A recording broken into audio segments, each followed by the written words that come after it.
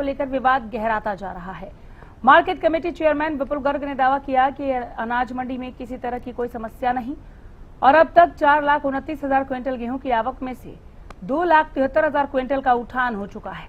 वहीं आढ़ती एसोसिएशन के प्रधान मनीष कंबोज ने इन दावों को खारिज करते हुए कहा कि अब तक केवल 55 से 60% ही उठान हुआ, जबकि इस समय तक 85 से 90% लिफ्टिंग हो जानी चाहिए थी। उन्होंने आरोप लगाया कि उठान में देरी के कारण किसानों को पिछले 15 दिनों से भुगतान नहीं मिला है, जिससे उनकी आर्थिक स्थिति प्रभावित हो रही है। रिपोर्ट जो है मेरे पास 4,29,000 क्विंटल आवक हुई है और लिफ्टिंग की बात करते हैं 2,73,000 क्विंटल लिफ्टिंग हो चुकी है।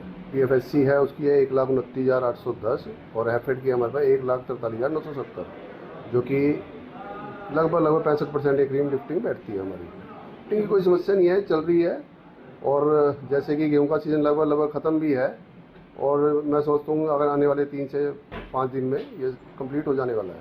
नहीं, अगर आप देखेंगे मंडी घूमेंगे तो लिफ्टिंग की बहुत बड़ी समस्या है।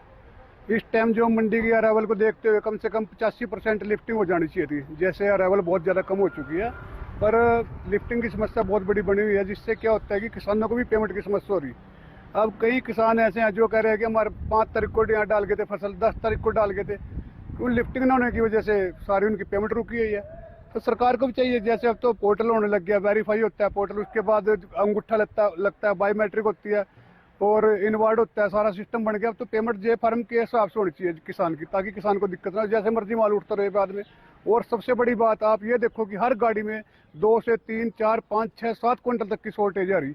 इसका मतलब जिम्मेवार कौन होगा? ठेकेदार होगा या आढ़ती होगा?